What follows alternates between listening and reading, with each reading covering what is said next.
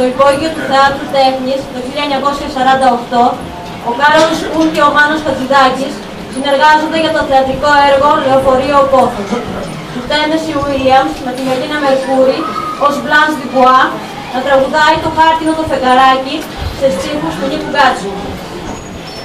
Εκείνο τον καιρό ο κόσμος τραγουδούσε «Θα το πάρει στο κορίτσι, μη το μου παιδεύεις» και άλλες ειδικοπλαστικές συμβουλές της μικροαστικής Αθήνας, ενώ παράλληλα θυμόταν με νοσταλγία τον Αττίκ και τον Χερόπουλο.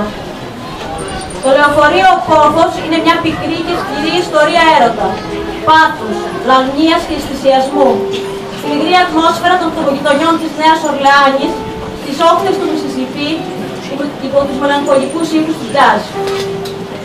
Το έργο ανέβηκε αμέτρητες φορές σε όλο τον κόσμο, το 1948 όμως παρουσιάστηκε για πρώτη φορά και στην Αθήνα από το Θέατρο Τέχνης του Κάρολου Κούν. Μάλιστα, για αυτή την παράσταση, ο Μάνος Χατζηδάκης έγραψε ένα από τα ωραιότερα τραγούδια του, το χάρτινο το φεγγαράκι, σε ποίηση του Νίκου Γκάτσου. Έτρεξα παρηγόρησα στην αγκαλιά της μητέρας μου και άρχισε τα παράπονα. Το περιστατικό το θυμούνται πια και το περιγράφουν όλοι στην οικογένεια. «Μαμά, ο παππούς λέει ότι το φεγγαράκι είναι χάρτινο», έλεγα στενοχωρημένη. «Ο παππούς είναι μεγάλος πια και δεν βλέπει καλά. Ή δεν βλέπει όπως βλέπεις εσύ το φεγγαράκι», με καθησύχασε η μητέρα μου. Ο παππούς όμως είχε προλάβει να δει την Μπλάνς Διμπουά στο Λεωφορείο ο Πόθος του Τένεσι Ουίλιαμς να του το λέει κατάφατσα. «Ας παίξουμε με ανοιχτά χαρτιά του προτιμώ. Μπορεί κάπου να λέω κανένα ψέμα, γιατί κατά 50% η γοητεία μιας γυναίκας στηρίζεται στο ψέμα. Αλλά αν πρόκειται για κάτι σοβαρό, λέω πάντα την αλήθεια». Και ο παππούς μου την πίστεψε. Και μετά, η Μελίνα πήρε το πιο ερωτικό της ύφος και του τραγούδισε το χάρτινο το φεγγαράκι, ψεύτικη ακρογιαλιά. «Αν με πίστευες λιγάκι, θα ήταν όλα αληθινά». Συλλαμβάνω τον εαυτό μου, τον θυμάται κάθε φορά που ακούω το τραγούδι. Και μισό αιώνα μετά από τη δική του μοίηση, συνειδητοποιώ πόσο δίκαιο είχε. Κάτι τέτοιες στιγμές ακριβώς, το σύμπαν όπως το ξέραμε έστω καταραίει. Κάτι βραδιές σαν κι αυτή, που το φεγγαράκι είναι χάρτινο, σχεδόν, πανσέλινο, όπως και η επικαιρότητα, σχεδόν, αλήθεια.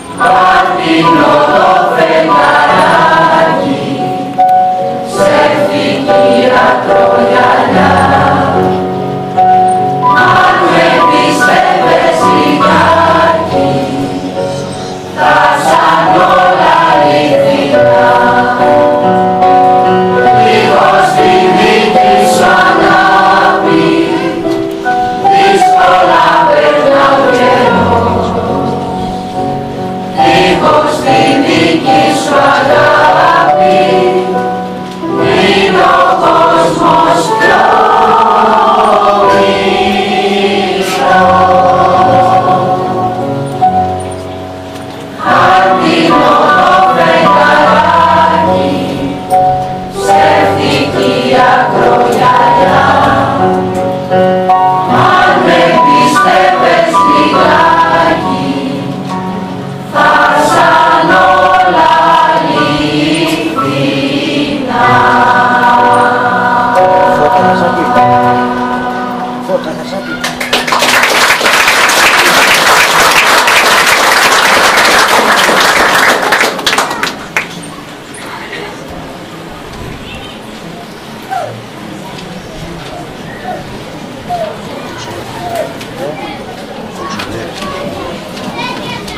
το έχω τραβήξει για φωτογραφίες, πόσα.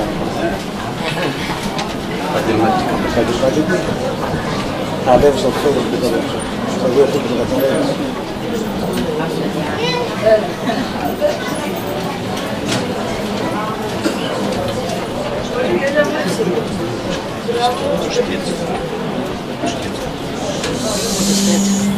Καθόμασταν εδώ κάτω από την Ακρόπολη και μας μιλούσε για τη Νέα Υόρκη. Ότι ένα απόγευμα στην πέμπτη λεωφόρο του Μανχάταν, μόλις είχε τελειώσει, λέει, μια παρέλαση, ο κόσμος είχε καταλάβει όλο το οδόστρωμα, οικογένειες, παιδάκια, ζευγάρια, μπαλόνια, σημαίακια, και ο Χατζηδάκης, λέει, βλέπει μέσα στο πλήθος μια γυναίκα μόνη, μοναχική, σαν χαμένη. Του μετέδωσε, λέει, εκείνο το ένιγμα που έχει το χαμόγελο της Τζοκόντας, του Νταβίντσι. Και ταυτοχρόνως συνειρμικά του ήρθε στο μυαλό ένα μουσικό μοτίβο του Βιβάλντι. Και από αυτόν τον πυρήνα κάθισε και έφτιαξε ολόκληρο έργο. Το πασίγνωστο χαμόγελο της Τζοκόντας. Το ηχογράφησε στη Νέα Υόρκη το 1965, αν δεν κάνω λάθος. Πλάι του είχε τον Quincy Jones. Μαθήματα ενορχήστρωσης μας έδωσαν. Ο δίσκος έχει για θέμα τη μοναξιά ενός προσώπου μέσα στον κόσμο. Όχι όμως μια μοναξιά μίζερη. Άμα ακούσεις τη μουσική αυτή και το δίσκο αυτό, καταλαβαίνεις ότι πρόκειται για μια μοναξιά, δεν βρίσκω τη λέξη. Μια φορά η Μανουέλο η Παυλίδου, δραματεύς Μερκούρη, μας διηγόταν ότι στα τελευταία του Χατζηδάκης ήταν στο Memorial και επισκέφθηκε σε ένα άλλο δωμάτιο του Memorial, 40 ορόφους επάνω, στο Μανχάταν, τη Μερίνα τη Μαρκούρη, που ήταν κοιμοθάνατη και αυτή. Κάθονται και τα λένε λοιπόν αυτοί οι δύο Έλληνες. Το βραδάκι, πηχτόλ, μπαίνει μέσα μια νοσοκόμα νεύρα και της λέει, Μερκούρη, ξέρεις ποιος είναι αυτός? Είναι αυτός που έγραψε τα παιδιά του Πειραιά, έλα να τους το τραγουδήσουμε. Ο Χατζηδάκης λέει το γνωστό, ότι δεν είναι ακριβώς το κομμάτι που τον εκφράζει. Καλά, καλά, λέει η Μερκούρη. Να της πούμε τώρα το χάρτζο το φεγγαράκι. Και αρχίζουνε αυτοί οι δύο Έλληνες να τραγουδάνε χάρτινο το φεγγαράκι. Και η ένα νοσοκόμα έχει ακουμπήσει στον όρκουλό της στα πόδια του κρεβατιού. 40 ορόφους επάνω στο Μανχάταν. Για τέτοια μοναξιά μιλάω. Μοναξιά που είναι έτοιμη να τα πει όλα.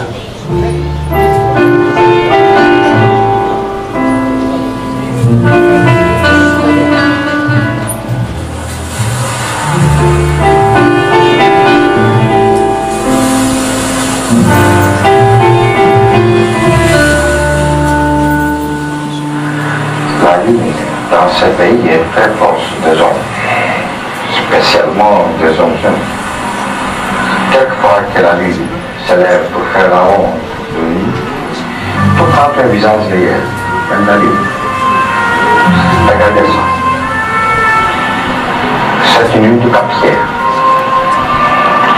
Quand il y aura un amour, cette lune deviendra réelle.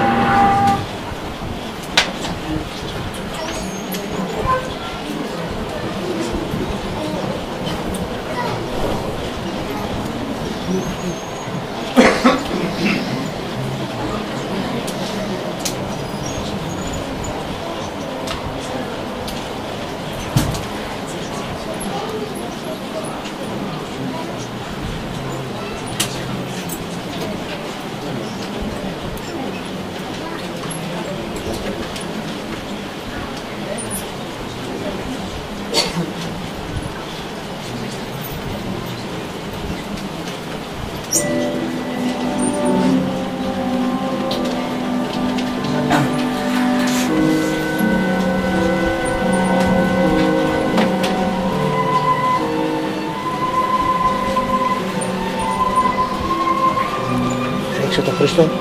Ρίξε το. Τι βλέπω το πρόβλημα. Καλύτερα θέλει το πιάνο λίγο.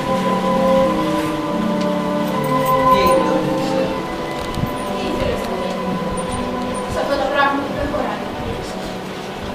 Πρόσωπο πας, ήσου ουρούς. Και μερικοί φίλοι της ιδέας. Κάτι μου μιλούσε ο παπάς. Ξέσπασε σε λιγμό σου πλήρω. Γράψε με λίγο τη φίλη της ιδέας. Τώρα το είδος. Απόλυτα. ανεπίσημη, χωρίς λόγους, χωρίς μουσικές, χωρίς τίτλους.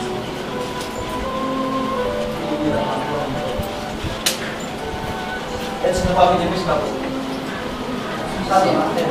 Σήμερα δεν έχω χρόνο, παιδιά. Θα ήθελα να ήμουν κάπου μόνη μου και να κλαίω, να κλαίω, να κλαίω, να κλαίω. Είναι μια λύση. Θυμάσαι μέσα. Έτσι είχαμε έρθει κάποτε και εμείς. Προσωρινά, σαν τον Αρτέμι. Σαν τον Αρτέμι το κύριο.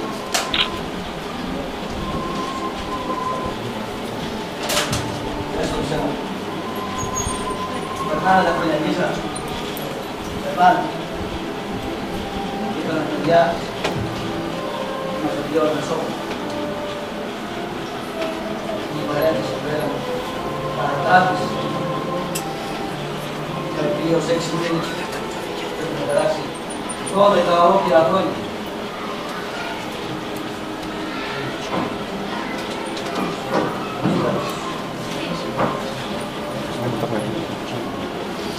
Θέλω κάτι να σου πω. Δεν μου λες. Μα είναι σοβαρό. Είναι σοβαρό. Άκουσε. Ας μην γελιόμαστε πια. Η ζωή μας έφυγε. Άσπρα μαλλιά μας βρήκαν τους δυο χαμένους. Γιατί χωρίς καμιά αμφιβολία χάσαμε. Σκάσαμε.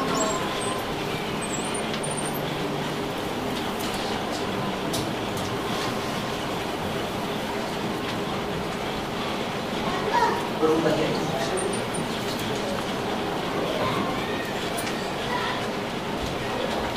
Να τι θέλω να σου πω. Χρόνια και χρόνια, απομείνει και χώρες. Σε μένα ένα ξεφυγό. Ένα ξεφυγό για τον Αρτέμι. Ένα ξεφυγό να μας άλλαζε τη ζωή. Ένα ξεφυγό δεν ήρθε ποτέ. Δεν έχουμε όλες και λοιπόν, τώρα που πια δεν περιμένουμε κάτι από αυτά στις χωριστά. Δεν έχουμε λόγο να συμπεριφέρουμε. Ας παντρευτούμε. Ναι, ας παντρευτούμε. Ας παντρευτούμε. Δεν έχουμε χρόνο να περάσουμε. Ούτε μεγάλες δίτσο, ούτε μεγάλες χαρές. Οι μεγάλες χαρές τις χάσαμε, οι μεγάλες δίτσος τις περάσαμε. Μόνο να περιμένουμε μικρές χαρές και μικρές δίτσος. Σαν μικροί και ασήμαντοι άνθρωποι που είμαστε. Αλλά δεν πειράζει. Τις περάσουμε μαζί. Γιατί ο πόνος μοιρασμένος είναι μισός και η αγάπη μοιρασμένη είναι και